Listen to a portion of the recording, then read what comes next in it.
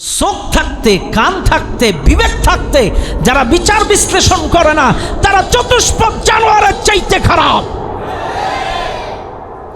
17টা বছর কোরআনের কথা বলা যায় না, 11 লক্ষ কোটি টাকা পাচার করেছে, লক্ষ হাজার হাজার মানুষকে খুন করেছে, গুম করেছে, প্রায় 1000 বাচ্চা ছাত্রদেরকে শহীদ করেছে। আল্লামা দিলওয়ার হোসেন সাঈদীর মতো প্রখ্যাত মুফাসসিরকে একেবারে ষড়যন্ত্রভাবে হত্যা করেছে, কোরআনের পাখিগুলোকে হত্যা করেছে। এত খুন গুম হত্যা দুর্নীতি করার পরও যারা বলে আগে ভালো ছিল, এদের মতো বেহায়া নির্লজ্জ বাংলার জমিনে আরেকটাও হতে পারে না,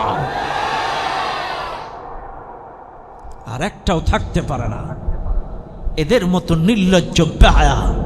কারণ এই জমিনে আল্লামা দিলওয়ার হোসেন সাঈদী রাহিমাহুল্লাহ, তিনি তার বড় ছেলে যখন মারা গিয়েছিল রফিক বিন সাঈদী, তিনি কিন্তু তার জানাজার সামনে দাঁড়িয়ে বলেছিল, ওই আল্লাহর কসম, ওই সত্তার কসম, বলেছিল আমার সন্তানের লাশকে সামনে রেখে 1971 সালের কোনো কাদা বালি আমার গায়ে লাগে নাই, লাগে নাই, লাগে নাই, এ কথা বলেছিল।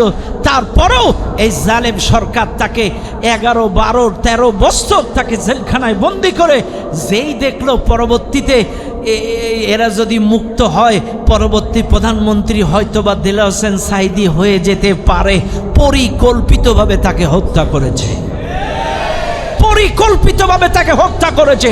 কিন্তু আল্লাহর বিচার, আল্লাহর বিচার কত সুন্দর দেখেন। এই বাংলাদেশের জনগণ একটু বুকে হাত দিয়ে প্রশ্ন করেন, এই শাহবাগ চত্বরে ইমরান এই সরকার, লাকি নর্তকী, এই বেহায়ারা এইভাবে স্লোগান দিয়েছিল রাজাকার রাজাকার, ওদের সাথে ছাত্ররাও যোগ দিয়েছিল। কিন্তু মাত্র 10, 15, 12 বছরের ব্যবধানে স্পষ্ট গোটা জাতির সামনে ওই ছাত্ররাই, শুধু 2-5 জন সাজানো না, বাংলাদেশের কোটি কোটি ছাত্ররা, লক্ষ লক্ষ ছাত্ররা গোটা বাংলাদেশের রাজপথে স্পষ্টভাবে জাতিকে জানিয়ে দিয়েছে, এই বাংলাদেশে যারাই হক কথা বলে তারাই রাজাকার। ঢাকার রাজপথ কাঁপিয়েছে, তুমি কে আমি কে, তুমি কে আমি কে, গোটা ঢাকা কাঁপিয়ে দিয়েছে তারাই, তুমি কে আমি কে, রাজাকার রাজাকার। তার মানে আল্লাহ জাতির সামনে আয়নার মতো ক্লিয়ার করেছে, যারাই হক কথা বলে, কোরআনের কথা বলে, এই খুনি হাসিনার কাছে তারা ছিল রাজাকার। এরে আমাদের বয়স তো বেশি না, কেবলমাত্র 38, 39, আমাদেরকেও রাজাকার বলেছে যখনই আমরা হক কথা বলেছি। যারাই হক কথা বলেছে এরাই রাজাকার। চাইলে জাতির সামনে বোঝা গেল যারাই সত্য কথা বলেছে, হক কথা বলেছে, ওদের কাছে তারাই ছিল রাজাকার। কথা বলেন ঠিক কিনা? কিন্তু ওদের যত মুক্তিযোদ্ধা আছে বাংলাদেশে 71 সালের, দেখবেন টোটাল মুক্তিযোদ্ধার তালিকা যদি বের করেন 3 ভাগের 2 ভাগ হইল জাল। কথা কন না কেন? 3 ভাগের 2 ভাগ কি? জাল। ওরা জাল কেন দেখেন নাই? এই যে গত পরশু দিনের নিউজ, গোপালগঞ্জের একটা ছেলেই একসাথে 2টা সরকারি চাকরি করছে। দেখছেন আপনারা? একসাথে 2টো সরকারি চাকরি করছে গোপালগঞ্জে। বাড়ি কোন জায়গায়? এমনি এমনি কি ওরা রাস্তায় নেমে আন্দোলন করে? একাই যদি 2টো চাকরি করে সরকারি, অথচ বাংলাদেশের অসংখ্য বেকার যুবকেরা চাকরি পায় না, অথচ গোপালগঞ্জের একটা ছেলে একাই 2 সরকারি চাকরি করতেছে। এটা চিন্তা করা যায়? যাই হোক সম্মানিত ভাইরা, আমি যে কথা আপনাদেরকে বোঝাচ্ছিলাম, চাইলে জাতির সামনে আজকের ক্লিয়ার, আল্লামা দিলওয়ার হোসেন সাঈদী রাজাকার ছিল না, মতিউর রহমান নিজামী রাজাকার ছিল না, গোলাম আজম রাজাকার ছিল না, বড় বড় হক্কানি আলেম ওলামা রাজাকার ছিল না। এরা রাজনৈতিক প্রতিহিংসার কারণে এরা এদেরকে রাজাকার তকমা লাগায় তাদেরকে বিনা অপরাধে তাদেরকে ফাঁসির কাস্টে ঝুলাইছে। বিনা অপরাধে অসংখ্য মানুষদেরকে এই দেশে রাজাকারের তকমা লাগিয়ে ফাঁসি দিয়েছে। কিন্তু আল্লাহর বিচার কত কাছে। বিচার শামসুদ্দিন চৌধুরী মানিক দেখেন, যেই সাঈদী সাহেবকে ফাঁসির রায় দিল, যেই এই মিথ্যা রায় দিল, এরা আউট করে দিয়েছে। কথা কানা কেন? আল্লাহর বিচার কত কঠিন দেখেন না, ওরে একেবারে আউট করে দিয়েছে, একেবারে বোর্ড আউট। কথা কানা ঠিক না বেঠিক? এটাই আল্লাহর বিচার। কাজী মনে রাখবেন, এখান থেকে বাংলাদেশের মানুষ শিক্ষা গ্রহণ করবেন, এখান থেকে শিক্ষা গ্রহণ করবেন। আগামীতে এই বাংলাদেশে যত বিচারক আছেন, অন্যায় বিচার করবেন না, ন্যায় বিচার করবেন, ইনসাফ ভিত্তিক বিচার করবেন। এই জালেমরা যেমন তাদের শাস্তি পাচ্ছে, শামসুদ্দিন চৌধুরী মানিকের যেমন বিচার হচ্ছে, আগামীতেও যদি কেউ 2 নম্বরই করার চেষ্টা করে, তাদের বিচার ওই বাংলার জনগণ এভাবেই করবে। বারা আমার, আমি যে কথা বলছিলাম, তাইলে আসেন, আমি আপনাদেরকে বলছিলাম যে 45তম বছরে হিজরত করে যখন আবিসিনিয়ায় চলে গেলেন, আবিসিনিয়ায় হিজরত করে চলে গেলেন, তাইলে আপনার আবিসিনিয়ায় যাওয়ার পরে এইবার মক্কার কাফেরদের টড়ক নড়ে উঠল। আমার দেশের 101 জন নাগরিক অন্য দেশে চলে গেল, এদেরকে ফিরায় আনা লাগবে, এদেরকে ফিরায় আনা লাগবে, যে কোনো কায়দায় এদেরকে ফিরিয়ে আনা লাগবে। কি করে ফিরিয়ে আনা লাগবে? এইবার 2 জনকে ঠিক করলো প্রতিনিধি, মক্কার কাফেররা 2 জনকে ঠিক করলো। একটা হলো আবু জেহেলের ভাই, আর একটা হচ্ছে আমর ইবনুল আস। এরা 2 জন।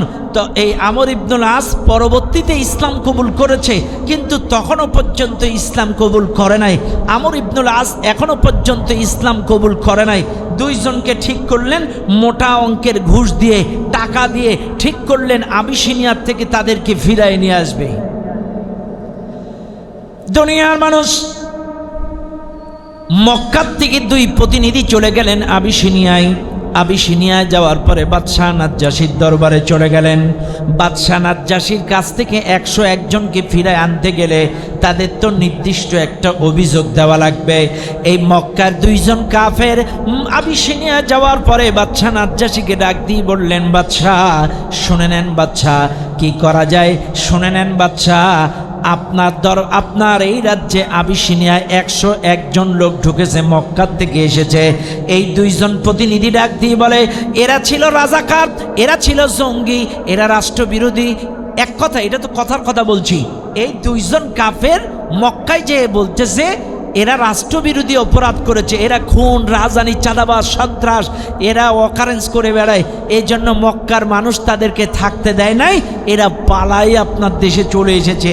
মিথ্যা অভিযোগ দায়ের করলো আবিসিনিয়ার বাদশাহ নাজ্জাশীর কাছে। তাইলে আপনারা ভুল বুঝবেন না, কিন্তু আপনারা মনে করেন যে এখন শুধু মিথ্যা কলঙ্ক দেয় এটা বাংলাদেশের, এটা হাসিনার দোষ। না, এটা কিন্তু সেই জামানার কাফেররাও দোষ দিয়েছিল। এটা কোরআনের আয়াত, বিসাল ইসমুল ফুসুক বাদাল ঈমান ওয়া মান লাম ইয়াতুব ফাউলাইকা হুমুজ জালিমুন। সূরা লুকমানের আয়াত।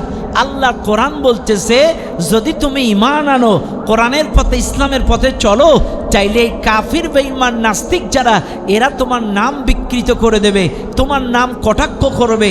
চাইলে এই দেশে যারাই হক কথা বলে তারাই জঙ্গি, এই দেশে যারা সত্য কথা বলে তারা রাজাকার, এই দেশে যারা হক কথা বলে তারা ধর্ষক। কথা বলেন ঠিক না বেঠিক?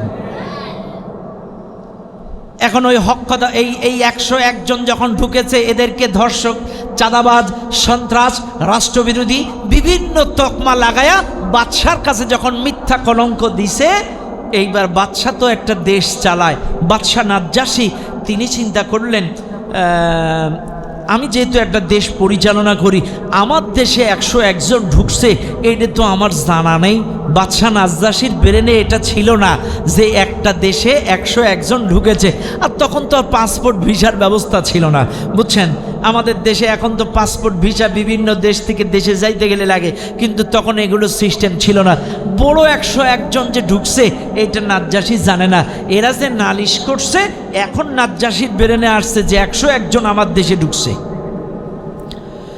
বাদশাহ নাজ্জাশী 101 জনকে রাজ দরবারে ডাকালেন। 101 জনকে রাজ দরবারে ডাকার পরে এইবার লক্ষ্য করে দেখা গেল বাদশাহ নাজ্জাশী তাদেরকে প্রশ্ন করলেন, তোমরা মক্কা থেকে কেন পালায়া আবিসিনিয়া এসেছ? কারণটা কি বলো? কারণ ওরা একটা অভিযোগ দায়ের করেছে, বাদশার ব্রেনে আছে। কাজে এদের মুখ থেকেও একটু সত্যটা জানার দরকার, যাচাই বাছাই করার দরকার। মনে রাখবেন মুসলমানেরা, এইবার এই 101 জনের প্রতিনিধিত্ব যিনি করেছিলেন জাফর ইবনে আবি তালিব রাদিয়াল্লাহু তাআলা। রাসূলুল্লাহ সাল্লাল্লাহু আলাইহি সাল্লামের বিপ্লবী জীবন। আমার ভাইরা, এই কিতাবটার মধ্যে পাওয়া যায় 101 জনের প্রতিনিধিত্ব যিনি করলেন তিনি ছিলেন জাফর ইবনে আবু তালিব রাদিয়াল্লাহু তাআলা আন। ইনি ছিলেন আলী রাদিয়াল্লাহু তাআলা আনহুর ভাই। তিনি প্রতিনিধিত্ব করে দাঁড়ালেন। দাঁড়ানোর পরে ডাক দিয়ে বলে, বাদশাহ, আমরা আসলে ইসলাম কবুল করেছি। আল্লাহ পাক আমাদের নবীর উপরে নবুয়াতি দিয়েছেন, তিনি আমাদেরকে দাওয়াত দিয়েছেন লা ইলাহা ইল্লাল্লাহ মুহাম্মাদুর রাসূলুল্লাহ সাল্লাল্লাহু আলাইহি ওয়াসাল্লাম। এই কালেমার দাওয়াত আমরা কবুল করেছি। আল্লাহ ছাড়া কোনো ইলাহা নাই, মুহাম্মদ আল্লাহর প্রেরিত রাসূল। এই কথাটার উপরে আমরা বিশ্বাস স্থাপন করেছি, ঈমান এনেছি। আর এই ঈমান আনার কারণে, কোরআন মানার কারণে, রাসূলের অনুসরণ করার কারণে, আল্লাহর জমিনে ইসলাম কবুল করার অপরাধে আমাদের উপরে মক্কার মানুষেরা এত জুলুম নির্যাতন, ঘরেও থাকতে পারি না, বাইরেও থাকতে পারি না, জুলুম নির্যাতনের শিকার হয়ে অবশেষে আমরা মক্কার থেকে হিজরত করতে বাধ্য হয়েছি। আবিসিনিয়ায় আপনার রাজ দরবারে চলে এসে আপনার এলাকায় এসেছি। বাদশাহ নাজ্জাশী ডাক দিয়ে বলে, তোমরা যে আমার রাজ দরবার, আমার দেশে প্রবেশ করেছ, ও জাফর ইবনে আবি তালেব, তোমাদের কাছে যে ইসলাম, তোমরা যে ইসলাম কবুল করেছ, আল্লাহর পক্ষ থেকে তোমাদের নবীর কাছে যে কিতাবটা নাজিল হয়েছে, আল্লাহর পক্ষ থেকে তোমাদের রাসূলের কাছে যে কিতাবটা নাজিল হয়েছে, আমাকে একটু শোনাও কি কিতাব আল্লাহ তোমাদের নবীর কাছে নাজিল করেছে। বাদশাহ নাজ্জাশী যখন প্রশ্ন করলেন, জাফর ইবনে আবি তালেব প্রথম কোন দেশের রাষ্ট্রপ্রধানের সামনে কোরআন তেলাওয়াত করছে। এই 5 বছরে কিন্তু কোনো জায়গায় প্রকাশ্যে এইভাবে কোরআন তেলাওয়াত করতে পারে নাই, কিন্তু প্রকাশ্যে ৫মতম বছরে কোন রাষ্ট্রপ্রধানের সামনেই প্রথমবার আল্লাহ এই নবী সাহাবী জাফর ইবনে আবি তালিব দাঁড়ায় গেলেন। দাঁড়ানোর পরে সূরাতুল মারিয়ামের প্রথম কয়েকটা রুকু বা কয়েকটা আয়াত তেলাওয়াত করলেন। আউযু বিল্লাহি মিনাশ শাইতানির রাজিম, বিসমিল্লাহির রহমানির রহিম, কাফহা ইয়া আইন সাদ। সূরা মারিয়ামের প্রথম দিক থেকে এইভাবে তেলাওয়াত করা শুরু করলেন। বাদশাহ নাজ্জাশী এই তেলাওয়াত শুনে, সুমধুর বাণী শুনে, যিকরু রহমাতি রব্বিকা আবদাহু জাকারিয়া, মনে রাখবেন যত সূরা এই কোরআনুল কারীমের মধ্যে আছে, একটু সূরা মারিয়ামটা ছন্দে ছন্দে দিয়া, জাকারিয়া, লিয়া, মিয়া, হিয়া, একটু ছন্দে ছন্দে দোলে দোলে সুন্দর করে মিলানো। আমাদের দেশের মানুষ, আপনাদের একটু জানার দরকার, এই দেশের কবিরা যে কবিতা রচনা করে, এই দেশের কবিরা যে কবিতা লেখে, আপনারা মনে করবেন এরা কবিতা রচনা করে, এরা এদের ক্যাপাসিটি বা এদের একটা ক্রেডিট বলতে পারেন, কিন্তু না, এই দেশের কবিরা যে কবিতাগুলো লেখে এগুলো মূলত পাইছে কোরআনে। সবচাইতে বড় ছন্দের কিতাব, কবিতার কিতাব হলো কোরআন। কারণ আপনারা মিলায় নেন, ভোর হলো দোর খোলো খুকুমনি ওঠরে, রয়ে রয়ে মিল আছে না? ভোর হলো দোর খোলো, লয়ে লয়ে মিল, খুকুমনি ওঠরে। এই যে দেখবেন রয়ে রয়ে মিল, লয়ে লয়ে মিল, একটা লাস্ট অক্ষরে মিল। তো আল্লাহর কোরআনটা একটু গবেষণা করবেন, এখানেও কিন্তু ছন্দে ছন্দে মিল আছে। আপনারা একটু মিলান, কুল হু আল্লাহু আহাদ আল্লাহুস সামাদ, দালে দালে মিল আছে না নাই? ইন্না আ'তাইনা কাল কাউসার ফাসাল্লি লিরাব্বিকা ওয়ানহার, রয় রয় মিল আছে না নাই? আলাম তারা কাইফা ফাআলা রাব্বুকা বিআসহাবিল ফিল আলাম ইয়াজআল কাইদাহুম ফি তাদলিল। সুবহানাল্লাহ। এই যে ছন্দে ছন্দে মিল, এটা অন্য কোনো কিতাব নাই। এই কোরআন নকল করে করেই এই দেশের কবিরা বা বড় বড় কবি সাহিত্যিকরা এখান থেকে কবিতাগুলো লেখে। ও ভাই, কবি রবীন্দ্রনাথ ঠাকুর যে নোবেল পুরস্কার পাইছিল জানেন আপনারা? শুনছেন না? শুনেছেন? কবি রবীন্দ্রনাথ ঠাকুর নোবেল বিজয়ী হওয়ার পরে বিভিন্ন কবিরা কবি রবীন্দ্রনাথ ঠাকুরকে সাংবাদিকেরা ঘিরে ফেলেছিল অনেক সময় দেখবেন কেউ যদি স্টার হয়ে যায়, বড় কিছু অর্জন করে, সাংবাদিকরা মোটামুটি মাসখানেক তার পিছনে ঘুরঘুর ঘুরঘুর ঘুরঘুর ঘুরঘুর ঘুরঘুর ঘুর করে। তো কবি রবীন্দ্রনাথ ঠাকুর যখন নোবেল বিজয়ী হলেন, সাংবাদিকরা প্রশ্ন করছে, কবি রবীন্দ্রনাথ ঠাকুর আপনি এত সুন্দর এই গীতাঞ্জলি, উনি কিন্তু গীতাঞ্জলি সাহিত্যটা লেখার কারণেই কিন্তু নোবেল পুরস্কার পেয়েছিলেন। আপনারা যারা সাহিত্যে পড়াশোনা করেন, বিভিন্ন সাহিত্য, আপনারা বুঝবেন কবি রবীন্দ্রনাথ ঠাকুর নোবেল পাওয়ার কারণ গীতাঞ্জলি কাব্যটি লেখার কারণে। তো প্রশ্ন করলো, আপনি এই যে বালক, এতিম বালকের কাহিনী, এটা কোন জায়গায় পাইলেন, কোথা থেকে আবিষ্কার করলেন? এটা কিছুতেই রবীন্দ্রনাথ ঠাকুর পাবলিকের সামনে বলবে না। গোপন সংবাদের ভিত্তিতে একটা সাংবাদিককে ডেকে বলছে, দেখো এটা আমি কোরআনুল কারীমের একটা সূরা, আর আইতাল্লাযী ইউকাদ্দিবু বিদ্দীন ফাযালিকাল্লাযী ইয়াদউল ইয়াতীম, এই সূরা, এখানে এতিমের কথা লেখা আছে, এই সূরাটা নকল করে করে আমি গীতাঞ্জলি কাব্য বানাইছি। এটা সুবহানাল্লাহ বলবেন না?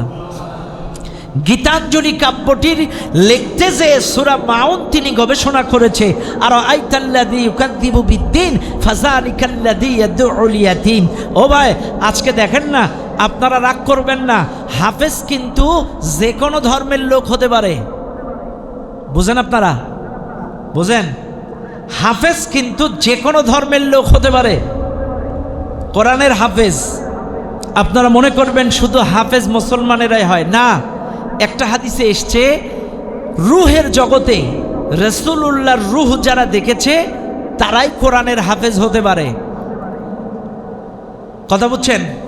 এবার আপনারা মিলাবেন, আমাদের দেশে এই যে বর্তমান আমেরিকার যে রাষ্ট্রদূত, এর আগে কে ছিল? ডান মজিনা, নাম শুনছেন না আপনারা? ডান মজিনা, সে কিন্তু হাফেজ ছিল। আপনাদের একটা তথ্য দেয়, সে কিন্তু হাফেজ ছিল, কিন্তু ঈমান আনে নাই।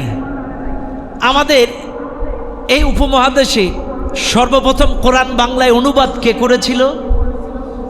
গিরিশচন্দ্র সেন। সে কি মুসলিম? তাইলে সে যদি কোরআন গবেষণা না করবে, এ কোরআন বাংলায় অনুবাদ করলো কি করে? এ কথা কানা, কথা কানা, বোঝার চেষ্টা করেন। তাইলে এরা কিন্তু কোরআন গবেষণা করেছে, কিন্তু ঈমান আনে নাই। যে কোনো কারণে হোক ঈমান আনে নাই। কাজে আপনাদেরকে বলছি, আমি কথাটা বোঝার জন্য, কি কথায় উঠলো বলো? কোন কারণে কথাটা টানলাম? ও গীতাঞ্জলি, হ্যাঁ, ছন্দে কিতাব। ও বাদশাহ নাজ্জাশী যে তেলাওয়াত শুনলো, সূরা মারিয়ামের তেলাওয়াত, এই যে ছন্দে ছন্দে কিরাত শোনার পরে বাদশাহ নাজ্জাশীর চোখের কোণা দিয়ে অঝরে পানি পড়া শুরু হয়ে গেল। অঝরে চোখের পানি ঝরলাম। একটা পর্যায়ে বাদশাহ নাজ্জাশী বলেই ফেলল, শুনে নাও মুসলমানেরা, শুনে নাও আমার রাজদরবারের মানুষেরা, জীবনে কত নোবেল নাটক, কত কবিতা, কত ছন্দ আমি শুনেছি, কিন্তু আহারে মুসলমানদের মতো এত সুন্দর কবি, সাহিত্যে, ভাষা, ছন্দে ছন্দে এত সুন্দর সুমধুর কিতাবের বাণী আমার জীবনে কোনোদিন শুনি না। জীবনে বহু কবিতা শুনেছি, বহু নোবেল নাটক শুনেছি, ছন্দ শুনেছি, কিন্তু এত সুন্দর বাণী কোনোদিন শুনি নাই। কাফির বেঈমানেরা দুইজন যে গিয়েছিল ফেরানোর জন্য, মনে আছে আপনাদের? আমর ইবনুল আস আর একটা আবু জেহেলের ভাই, দুইজন মিলে যখন গিয়েছিল তাকে ফেরানোর জন্য, একজন, এইবার কাফের দুজন মিলে পরামর্শ করতেছে। পরামর্শ কি? পরামর্শ করলেন যে দেখো, বাদশা তো কোরআন শুনে পাগল হয়ে গেল, কাজে একে ভিন্ন কায়দায় খেপানো লাগবে। কি কায়দায় খেপানো লাগবে? এইবার বাদশাহ চিন্তা করলো, এইবার এই কাফের দুইজন তখন কিন্তু জাফর ইবনে ওই আমর ইবনুল আস ইসলাম কবুল করে নাই। আমি আবারও বলছি, আমর ইবনুল আস পরবর্তীতে ইসলাম কবুল করেছে, কিন্তু তখনও ইসলাম কবুল করে নাই। এইবার দুইজন প্রতিনিধি তারা পরামর্শ করলো, যেহেতু বাদশাহ নাজ্জাশী খ্রিস্টিয়ান, বাদশাহ নাজ্জাশী কি তিনি খ্রিস্টান ধর্মের লোক ছিল। বাদশাহ নাজ্জাশী যেহেতু খ্রিস্টান, বাদশাহ নাজ্জাশীকে মুসলমানদের উপরে একটু খেপানোর দরকার। যেহেতু কোরআন শুনে তিনি বিমোহিত, কোরআন শুনে যেহেতু তিনি মুগ্ধ হয়ে গেল, এই মুহূর্তে বাদশাকে একটু খেপায় দেওয়ার দরকার। এইবার কাফেররা ষড়যন্ত্র করে বাদশাকে বলে, বাদশাহ আপনি এইবার এই মুসলমানদের কাছে প্রশ্ন করেন ঈসা আলাইহিস সালামের ব্যাপারে তাদের মতামত কি, ঈসা নবীর ব্যাপারে তাদের সিদ্ধান্ত কি, মতামতটাকে একটু আপনি শোনেন। এইবার বাদশাহ নাজ্জাশী মুসলমান জাফর ইবনে আবি তালিবকে প্রশ্ন করলেন, হে মুসলমানেরা, নবী ঈসা আলাইহিস সালামের ব্যাপারে তোমাদের মতামত কি? কারণ ঈসা আলাইহিস সালামকে খ্রিস্টানরা কি জানে? হ্যাঁ, ভালো করে বুঝবেন। খ্রিস্টানরা ওরা ধারণা পোষণ করে ঈসা আলাইহিস সালাম আল্লাহর ছেলে, বলে নাউজুবিল্লাহ, আরো জোরে বলে নাউজুবিল্লাহ। এরা মনে করে ঈসা আলাইহিস সালাম আল্লাহর সন্তান, এটা এদের ধারণা। এখন এই কাফের দুজন চিন্তা করছে, যখনই মুসলমানদের কাছে নাজ্জাশী প্রশ্ন করবে ঈসা নবীর ব্যাপারে তোমাদের সিদ্ধান্ত কি, মতামত কি, এখন যখনই বলবে যে না এটা এই ব্যাপার, যখন এই মতামতের বিরুদ্ধে যাবে, এই বাদশাহ নাজ্জাশীর বিপক্ষে যাবে, তখন নাজ্জাশীও ক্ষিপ্ত হয়ে যাবে। কিন্তু নাজ্জাশী একজন বিচক্ষণ মানুষ, নাজ্জাশী একজন শিক্ষিত মানুষ। নাজ্জাশী বলতেছে, আচ্ছা তোমরা বলো তো ঈসা নবীর ব্যাপারে তোমাদের মতামত কি? জাফর ইবনে আবি তালিব দাঁড়ায় গেলেন। জাফর ইবনে আবি তালিব দাঁড়ায় বলছে, দেখেন ভাইজান বাদশাহ নাজ্জাশী, আমাদের নবী বাদশাহ এই জাফর ইবনে আবু তালিব সত্য কথা বলতেছে, যেটা সত্য সেটাই বলছে, যে দেখেন বাদশাহ আমাদের নবী মুহাম্মদ রাসূলুল্লাহ সাল্লাল্লাহু আলাইহি ওয়াসাল্লাম, আমরা যারা ইসলাম কবুল করেছি আমাদেরকে তিনি ধারণা দিয়েছেন, তিনি বলেছেন, কিতাব পড়ে পড়ে বলেছেন যে ঈসা আলাইহিস সালামও নবী মুহাম্মাদের মতো আল্লাহর প্রেরিত রাসূল, আল্লাহর বান্দা, আল্লাহর প্রেরিত রাসূল। এখন আমাদের নবী আমাদেরকে যেটা বলেছে আমরা সেটাই বিশ্বাস করি, সেটাই মানি। কি বলল? আমাদের নবী এটা বলেছে যে আমাদের নবী মুহাম্মদও যেমন আল্লাহর প্রেরিত রাসূল, ঈসা নবীও আল্লাহর প্রেরিত রাসূল, তিনি আল্লাহর একজন বান্দা, আল্লাহর গোলাম, আল্লাহর প্রেরিত রাসূল, আমরা সেটাই বিশ্বাস করি, এটা আমাদের নবী বলেছেন। এ কথা শুনে বাদশাহ নাজ্জাশী লাফ দিয়ে আসন থেকে নেমে নিচে একটা চিকন ঘাস ছিল, ঘাস, এই চিকন ঘাসটা তুলে, শোনো মুসলমানেরা, বিশ্বাস করো এই ঘাসটা যেমন শক্ত শক্ত, আমার কাছেও তোমরা যে ধারণা পোষণ করেছো ঈসা নবীও একটা মানুষ, আল্লাহর প্রেরিত রাসূল, আমিও সেটাই বিশ্বাস করি। এটা জোরে কর না সুবহানাল্লাহ। আমিও সেটাই বিশ্বাস করি। কাজে তোমাদের বিশ্বাস আমার বিশ্বাস এক, তোমাদের তেলাওয়াত শুনে আমি বিমোহিত। কাজে মুসলমানেরা আমাকে কালেমা পড়ায় দাও, লা ইলাহা ইল্লাল্লাহ মুহাম্মাদুর রাসূলুল্লাহ, চিৎকার মেরে বলেন সাল্লাল্লাহু আলাইহি ওয়াসাল্লাম। বাদশাহ নাজ্জাশী ইসলাম কবুল করলেন এবং যে দুইজন কাফের ফেরত নিতে এসেছিল 101 জনকে, শুনে নাও তোমরা আমার মুসলিম ভাইদেরকে নিতে এসেছো, আজকের থেকে 101 জন এই আবিসিনিয়ার রাষ্ট্রীয় মেহমান। এতদিন তো পলায় পলায় আসিল, কিন্তু এখন কি? সুবহানাল্লাহ না, এখন কি? রাষ্ট্রীয় মেহমান। একটু চিৎকার মেরে বলেন সুবহানাল্লাহ। ইজ্জতের মালিক কে? আরো জোরে বলেন কে? এটা কিন্তু কোরআনের আয়াত। যারাই হিজরত করেছে এদের সম্মান বাড়িয়ে দিয়েছেন কে? জোরে বলেন কে? والذين هاجروا في الله من بعد ما ظلموا لنبوئنهم في الدنيا حسنة ولا أجر الآخرة أكبر لو كانوا يعلمون। কোরআনের আয়াত সূরা নাহল। আল্লাহ পাক ডাক দিয়ে বলেন, যারা আল্লাহর জন্য, দ্বীনের জন্য, ইসলামের জন্য জুলুমের শিকার হয়ে বাড়ি ছেড়ে ঘর ছেড়ে হিজরত করে, আল্লাহ বলছেন লানুবাউইআন্নাহুম ফিদ দুনিয়া হাসানা, এরা দুনিয়াতেও কল্যাণ পায়, ওয়ালা আজরুল আখিরাতে আকবার, আখিরাতেও বড় পুরস্কার পায়। এটা জোরে বলেন না সুবহানাল্লাহ। তাইলে ওরা দুনিয়াতে কি পায়? এই যে আপনারা ওয়াজ শুনছেন না, ক্ষুধা লাগছে নাকি? শেষ করে দেব? শেষ করে দিই? হ্যাঁ, তাহলে উত্তর দেন না কেন? তাইলে এরা দুনিয়াতেও কল্যাণ পায়, আখিরাতেও বড় পুরস্কার পায়। কথাটা কার? আরো জোরে বলেন কার? বাচ দুনিয়ার মানুষ, এইবার আবিসিনিয়া থেকে 2 জন কাফের এরা গিয়েছিল 101 জনকে ফিরানোর জন্য, কিন্তু ফিরাতে পারে নাই। এরা থোতামুখ ভোতা হয়ে ফিরে আসলো মক্কায়। মক্কায় আসার পরে বিস্তারিত সব খুলে বর্ণনা করলেন লিডারদের কাছে। এইবার আপনারা বলেন, ও দুনিয়ার মানুষ, 5 বৎসরে ইসলাম কবুল করেছে মোট কয়জন? এই তো অ্যাক্টিভ শ্রোতা, 141 জন ইসলাম কবুল করেছে। তার মধ্যে 101 জন হলো আবিসিনিয়ায়, বাকি আছে 40 জন। মক্কার কাফেরেরা 101 জনকে যখন ফিরাতে পারল না, এইবার বলেন, এতদিন যাবৎ হিজরত করার আগে যেই জুলুম নির্যাতন 141 জনের উপরে চলতো, এখন তো 101 জন নাই।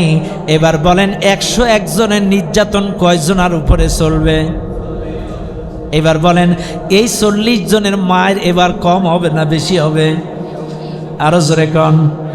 আরো বেশি হয়ে গেল।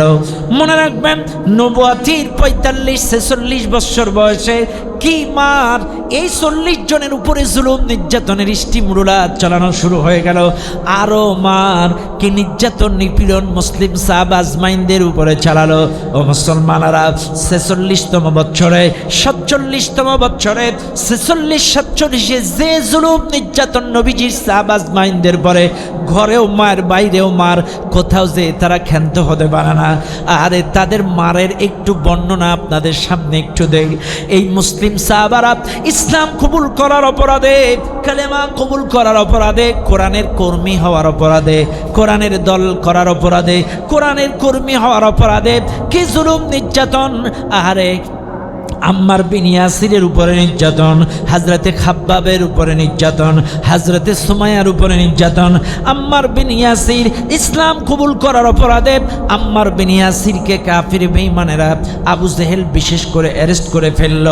আম্মার বিন ইয়াসিরকে গ্রেপ্তার করে আম্মার বিন ইয়াসিরকে ডাক দিয়ে বলে, আম্মার বিন ইয়াসির। আবু জেহেল বলতেছে, কে বলতেছে? আবু জেহেল ডাক দিয়ে বলে, আম্মার বিন ইয়াসির, তুমি ইসলাম ছেড়ে দাও, কালেমা ছেড়ে দাও, কোরআনের দল ছেড়ে দাও, তুমি ফিরে এসো, আমাদের দলে ফিরে এসো।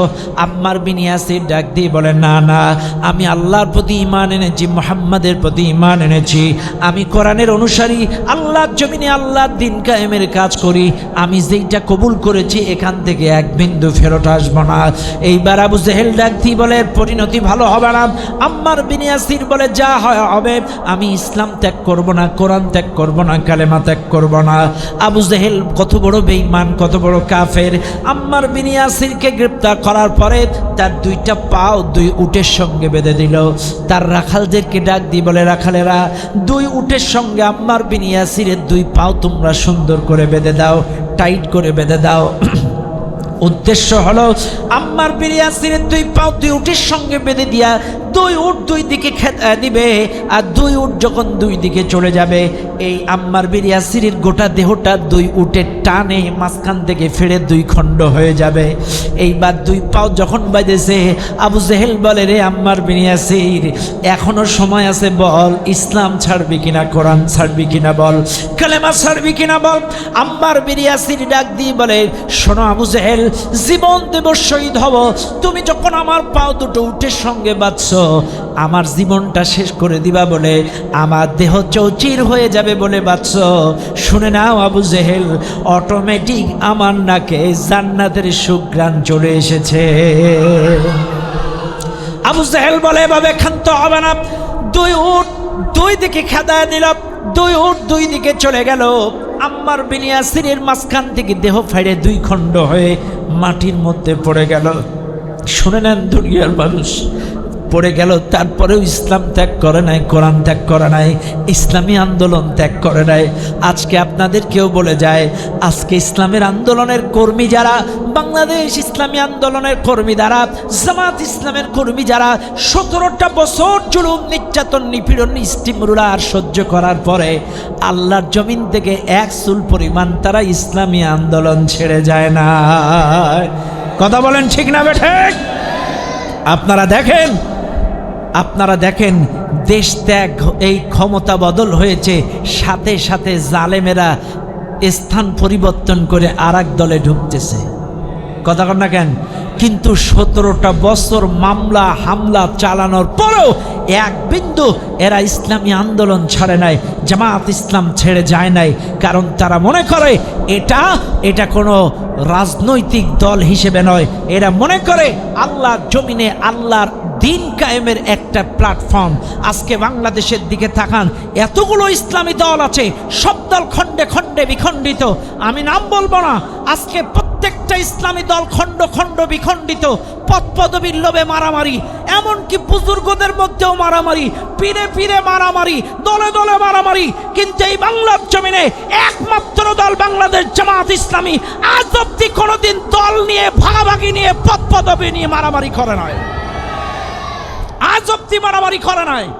এত ছাত্র সংগঠন, আমি কাউকে টার্গেট করে বলছি না, কিন্তু বাংলাদেশে অসংখ্য ছাত্র সংগঠন আছে, এদের চেহারার দিকে থেকে দেখেন। আর বাংলাদেশ জামাত ইসলামীর যে ছাত্র সংগঠন, ইসলামী ছাত্র শিবিরের চেহারার দিকে তাকিয়ে দেখেন, এদের চেহারার দিকে তাকায় দেখেন, তাদের মুখে দাড়ি, তাদের মুখের মধ্যে নূর চমকায়, 5 ওয়াক্ত নামাজ পড়ে, এরা কোরআন তিলাওয়াত করে, এরা বিড়ি খায় না, এরা গাঁজা খায় না, এরা চাঁদাবাজি করে না, এরা ধর্ষণ করে না। এদের চেহারা আর অন্য ছাত্রদের দিকে তাকায় দেখেন।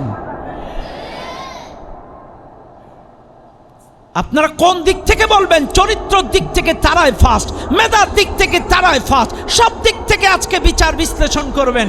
বিশ্বাস করেন, আমি আপনাদেরকে বুঝাইতে চাইতেছি, আজকে যার সন্তান খারাপ হয়ে যায়, এর চাইতে কপাল পোড়া বাবা আর হতে পারে না, বাবা আর হতে পারে না।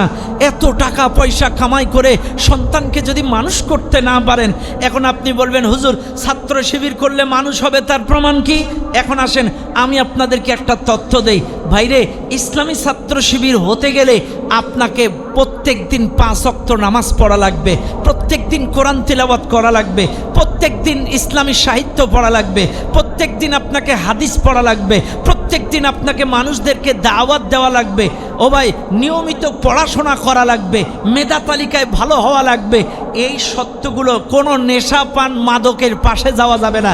এখন যেই ছেলেটা প্রতি সপ্তাহে প্রতি মাসে মাসে তার উপরের বড় ভাইদের কাছে এই রিপোর্টটা জমা দেয়, আমার 1 বছরের 1 সপ্তাহের আমলনামা, 1 মাসের আমলনামা, প্রতি মাসে মাসে তার রিপোর্ট জমা দেওয়া লাগে। 1 মাসে তার কয় রাকাত নামাজ কাজা গেছে, 1 মাসে সে কয় পারা কোরআন তেলাওয়াত করেছে, কয়টা হাদিস পড়েছে।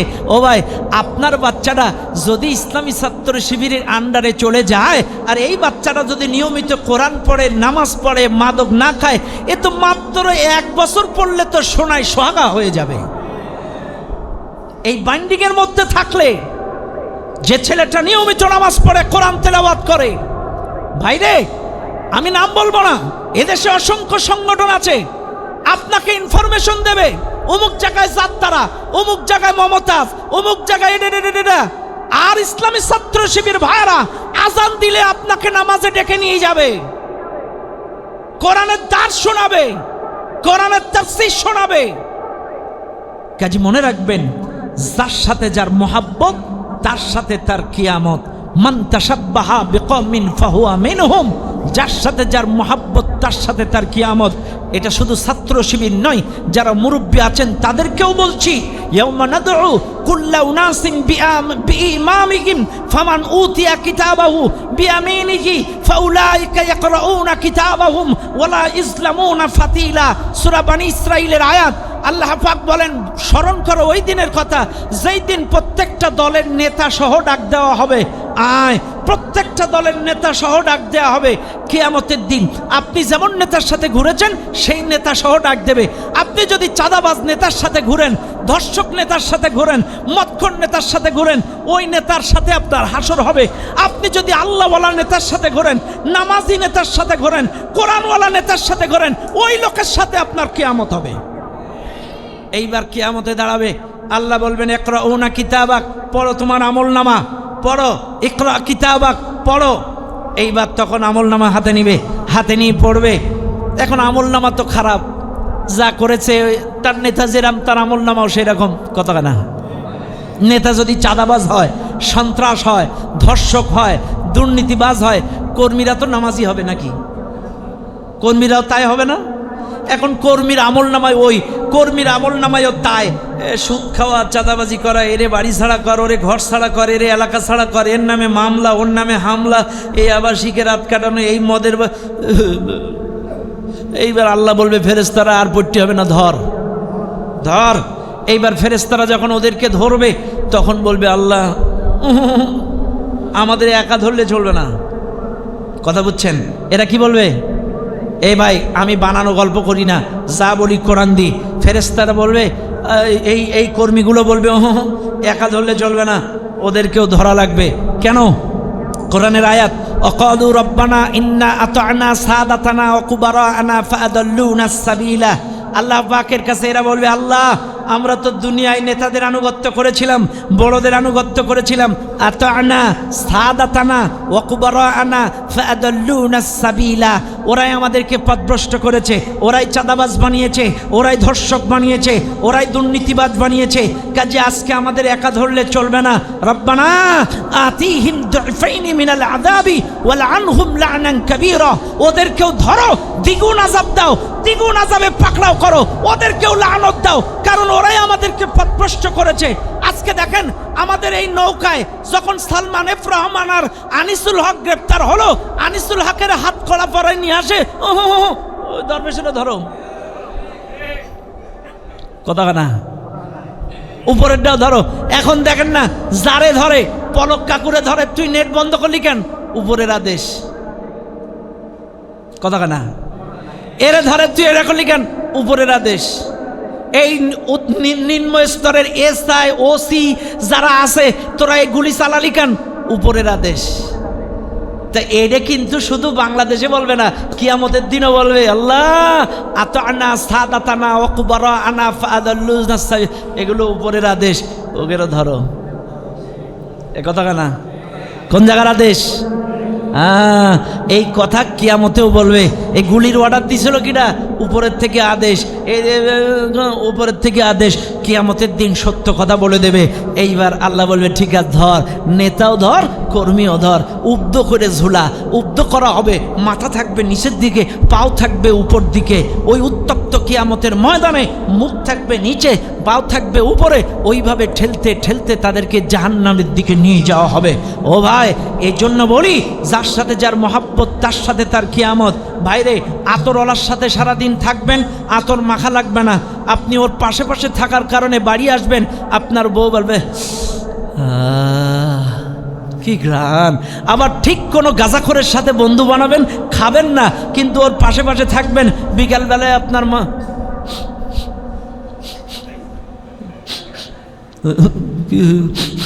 কি বেরো, কথা না। আরে এইভাবেই তো শয়তানি শেখে। ও কি বিড়ি খাওয়া কি মারপেট থেকে শিখে আসে নাকি? একটা দে না, না না দে না, একটা দে না, ওই এক টান আধা টান ভুল দিতে দিতে ভুল টান, কথা। এটা সঙ্গদোষে বিড়ি খাওয়া শেখে, সঙ্গদোষে গাঁজা খাওয়া শেখে। মনে রাখবেন, এই বন্ধুত্বের কারণে ইয়া ওয়াইলাতা লাইতানি লাম আত্তাখিজ ফুলানান খালিলা। কিয়ামতের দিন আফসোস করবে, হাতে কামড়াবে এই বন্ধুত্বের কারণে। আরে আফসোস, আমি যদি ওই গাঁজাখোরকে বন্ধু না বানাতাম, আমি যদি ওই দুর্নীতিবাজকে বন্ধু না বানাতাম, আমি যদি ওই ধর্ষণকারীকে বন্ধু না বানাতাম, সেদিন কিয়ামতে হাতে কামড়াবে আর আফসোস করবে। এই জন্য বলি, আপনার সম্পর্ক যদি মুহাদ্দিস আব্দুল খালেকের সাথে হয়, আপনার সম্পর্ক যদি আপনার এলাকার ইমাম সাহেবের সাথে হয়, আপনার সম্পর্ক যদি একজন আল্লাহওয়ালার সাথে হয়, আপনার হাসন নাসর ওই সকল নেতাদের কাতারে হবে।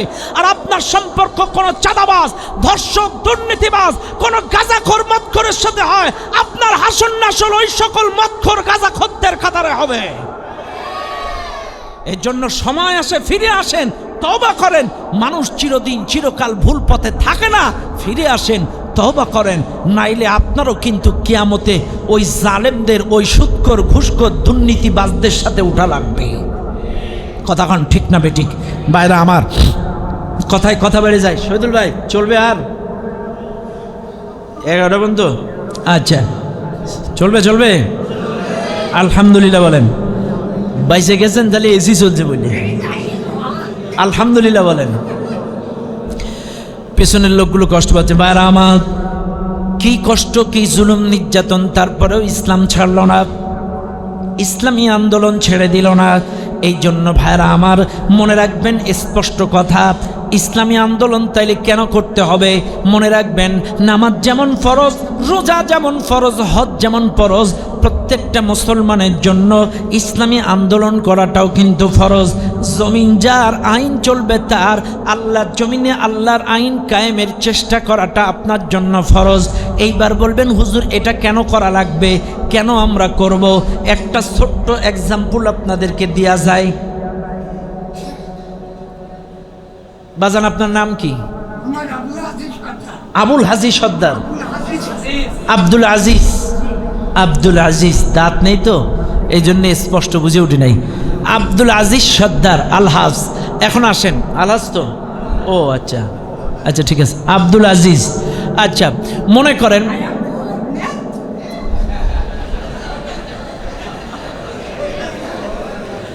শোনেন, মুরব্বীরে বাদ দে, একটু চ্যাংড়া দেখি নেই। বাবা ভাই আপনার নাম কি? মুস্তাফিজুর রহমান, কি সুন্দর নাম। আমার মুস্তাফিজ ভাই জায়গায় আছে। কথার কথা, আমি যদি বলি মুস্তাফিজ ভাই আজকের থেকে আপনার বাড়ি আমার আইন, আমার মাতব্বাড়ি, আমার কথা মতো আপনার বাড়ির লোকজন ওঠা বসা, খাওয়া দাওয়া, চলাফেরা সব আমার কথা মতো করতে হবে, মুস্তাফিজ ভাই মানবে না? মানবে? কেন মানবে না? কথা কন।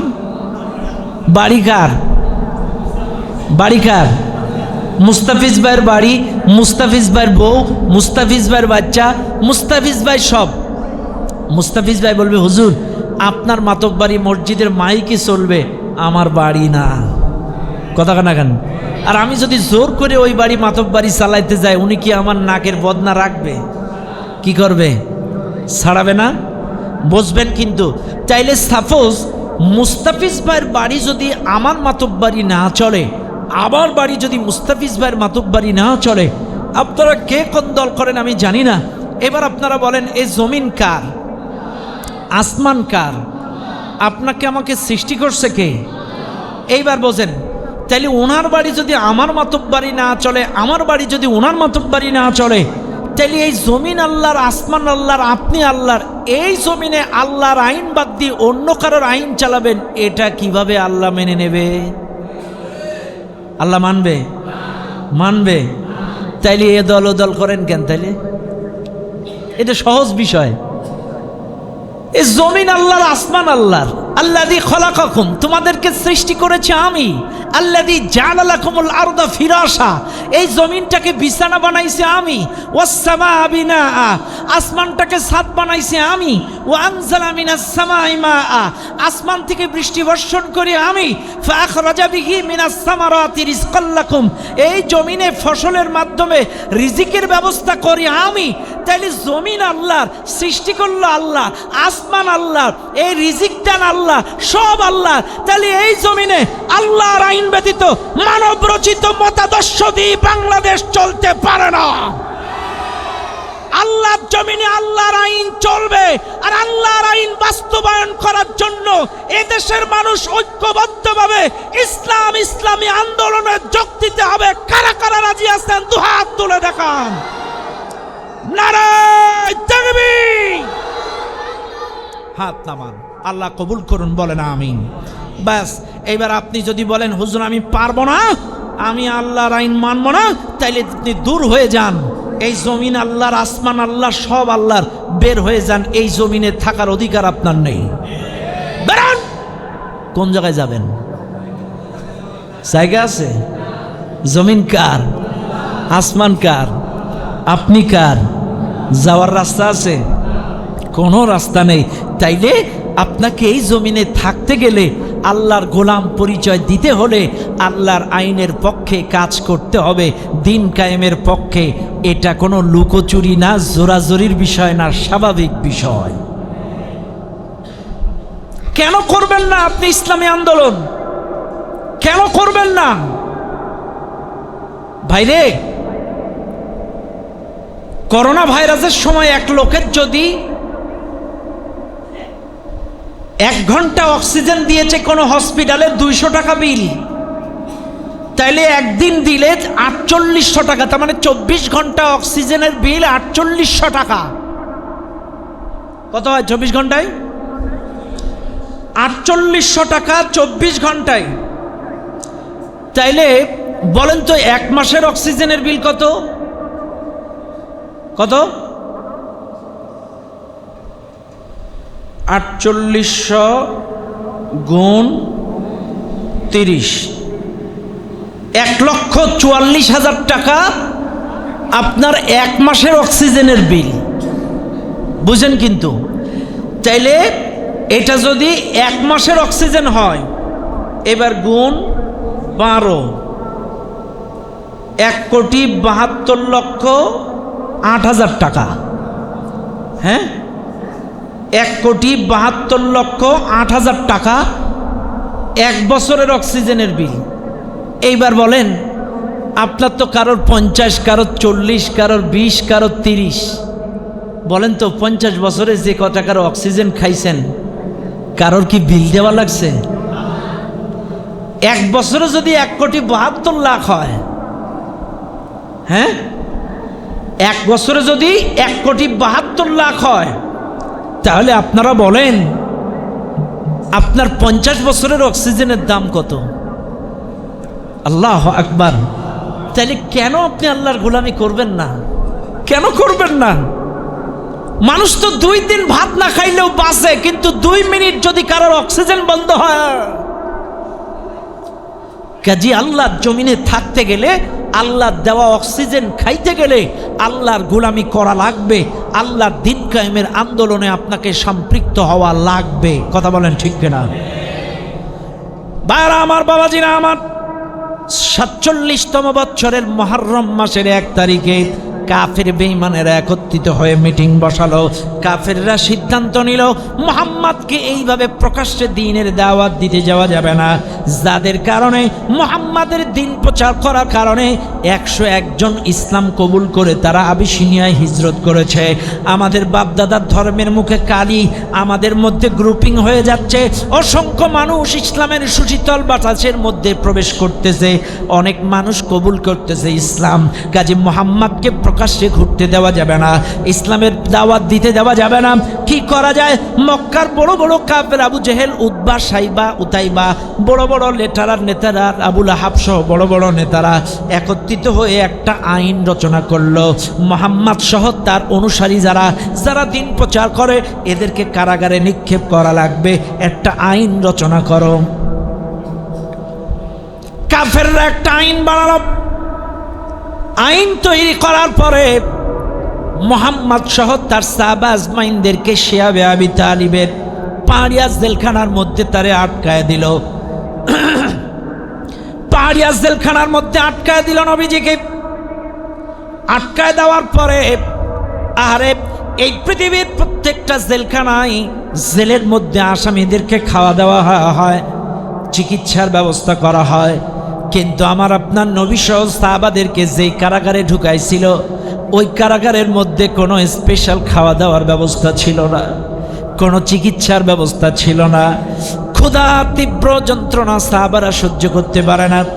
ওই কারাগারের মধ্যে কাঁটাওয়ালা যুক্ত বাবলা গাছ, ক্ষুধার যন্ত্রণা সহ্য করতে না পেরে সাহাবারা ওই কারাগারের কাঁটাওয়ালা যুক্ত পাতাগুলো আর ফলগুলো ছিঁড়ে ছিঁড়ে ছিঁড়ে ছিঁড়ে খেয়ে তারা জীবন ধারণ করেছে।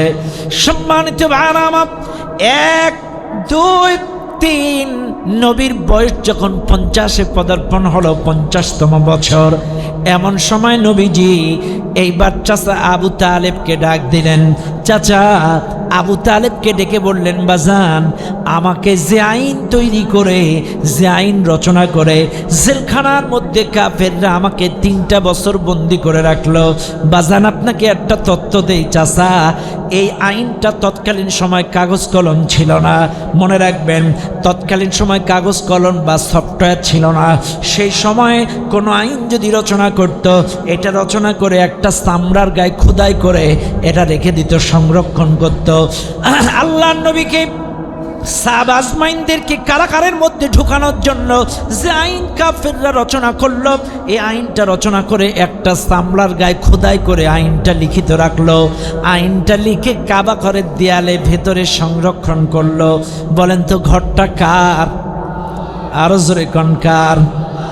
অথচ এই ঘরের মধ্যে আইন বানাইছে আল্লাহ নবী আর সাহাবাদেরকে জেলখানায় রাখার।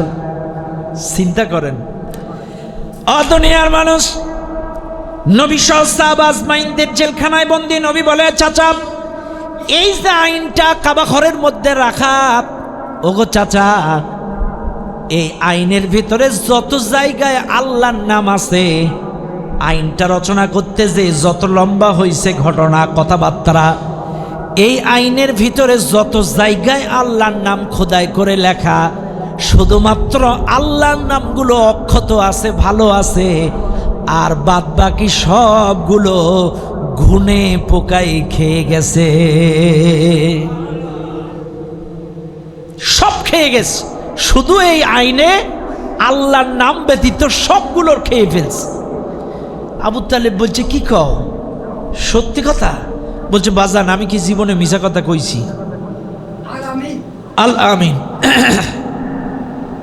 কাফেররা রাসূলকে জাদুকর বলেছে, কাফেররা রাসূলকে পাগল বলেছে, কাফেররা রাসূলকে বিভিন্ন কায়দায় গণক বলেছে, কিন্তু কখনো কাফেররা রাসূলকে মিথ্যাবাদী বলার সাহস করে নাই। কাফেররা রাসূলকে আল আমিন বলেছে, সাদিক বলেছে, কখনো তাকে মিথ্যাবাদী বলে গালি দিতে পারে নাই। আল্লাহর নবী বলে, চাচা জীবনে মিথ্যা কথা বলি নাই। আপনি যে দেখেন, এইবার আবু তালেব লক্ষ্য করলেন মক্কার বড় বড় নেতারা কই।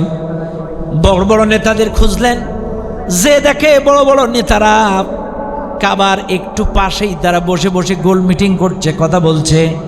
এইবার আবু তালেব যে ডাক দিয়ে বলে, শোনো মক্কার নেতৃত্ব স্থানীয় মানুষেরা, আমার ভাতিজা মুহাম্মদ একটা তথ্য দিয়েছে। নেতৃত্ব স্থানীয় নেতারা ডাক দিয়ে বলে, কি তথ্য দিয়েছে বলো? এইবার ডাক দিয়ে বলে, শোনো আমার ভাতিজা বলেছে তোমরা আমার ভাতিজা সহ যেই সকল তার অনুসারী সাহাবাদেরকে বন্দি করেছো জেলখানার মধ্যে, আমার ভাতিজা বলেছে যে আইন রচনা করেছ, ওই আইনের মধ্যে চামড়ায় খোদাই করে যত জায়গায় আল্লাহর নাম আসিল, আল্লাহর নাম ব্যতীত সকল নামগুলো ঘুনে পোকায় খেয়ে গিয়েছে। তখন বলতেছে, কি কও? কাফেররা তো সব নড়ে চড়ে উঠছে, হুমড়ি খেয়ে পড়ছে কাবার কাছে।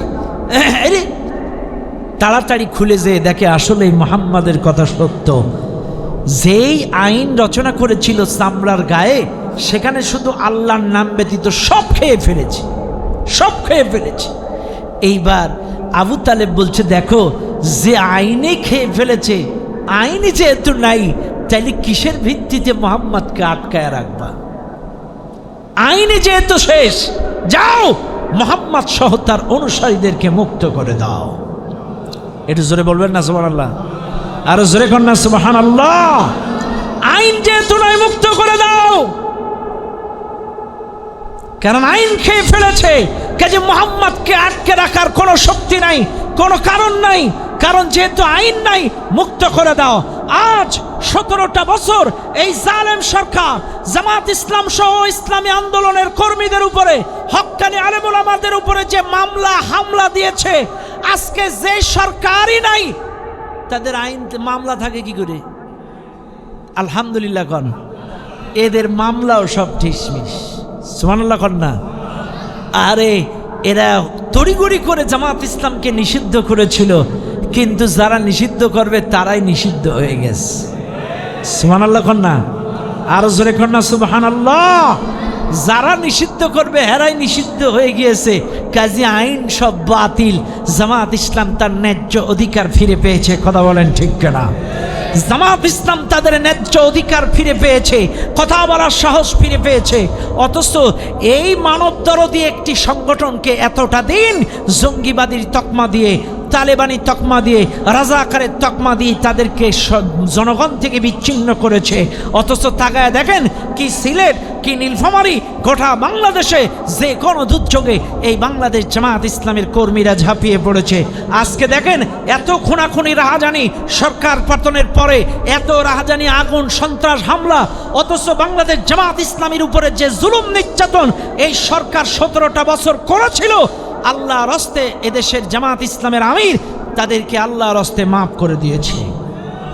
আজকের জামাত ইসলাম 17 বছরের ওই প্রতিশোধ যদি নিত, একটা লীগের লোকের এলাকায় থাকার কথা ছিল না। কথা কন না কেন? কিন্তু এরা ভরসা করে কার উপরে? কার উপরে? আতিউল্লাহ ওয়া আতিউর রাসূল ওয়া উলিল আমরি মিনকুম। তারা আল্লাহর আনুগত্য করে, রাসূলের আনুগত্য করে, নেতা উলিল আমরের আনুগত্য করে। বলেছে সকলকে সাধারণ ক্ষমা, আল্লাহর হস্তে সবাই সাধারণ ক্ষমা করেছে। শুধু সাধারণ ক্ষমা না, এদেশের অসংখ্য প্রভাবশালী লোকেরা অনেক আওয়ামী লীগের ভাইদের বাড়ি ঘর ব্যবসা প্রতিষ্ঠান দখল করেছে, কিন্তু বাংলাদেশ জামাত ইসলামের ভাইয়েরা যে তাদের সেই প্রতিষ্ঠান সহ বাড়ি ঘর ফিরায় দিয়েছে। আমি তার প্রমাণ। গত কালকে সকালে আমি ঢাকায় যাচ্ছিলাম, আমার দুই পাশে দুই হিন্দু, সাতক্ষীরার থেকে যশোর পর্যন্ত। এরা নিজের থেকেই বলছে এইবার আমরা এনাদেরকে সাপোর্ট করব। তা আমি বললাম কেন? ওরা যে রাজাকার। তে বলছে হুজুর এতদিন আমাদেরকে যা বলেছে আমরা তাই বিশ্বাস করেছি, কিন্তু বাস্তবে এই কয়দিনে যা বুঝেছি আমাদেরকে ভুল বোঝানো হয়েছে। কেন? কোন কারণে?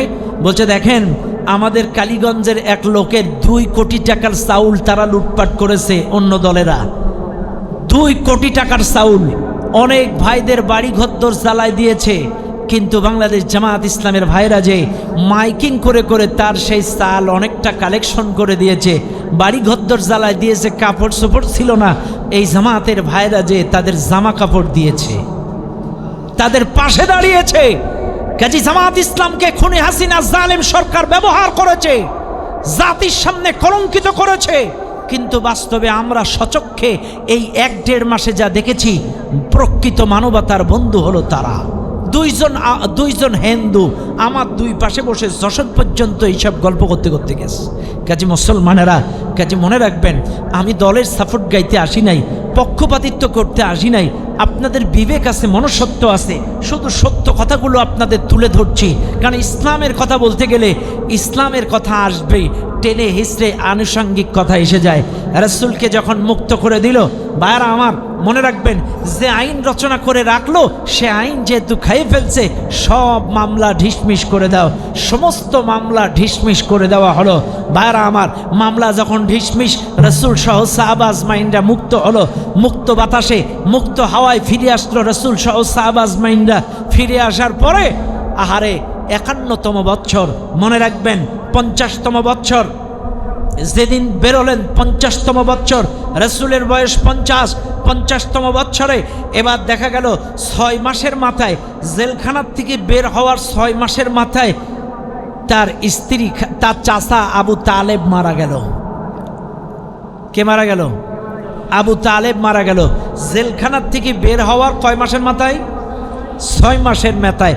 চাচা আবু তালেব যদিও ইসলাম কবুল করে নাই, কিন্তু চাচা আবু তালেব মাথার উপরে ছায়া হিসেবে থাকার কারণে মক্কার কাফেরেরা রাসূলকে গালি দিয়েছে, ব্যঙ্গ করেছে, কটাক্ষ করেছে, কিন্তু কোনোদিন রাসূলের গায়ে আঘাত করতে পারে নাই। চাচা আবু তালেব 6 মাসে মারা গেল। 7ম মাসে বিবি খাদিজাও মারা গেল। মনে রাখবেন মুসলমানেরা, জেলখানার থেকে 71 বছর জেলখানায়,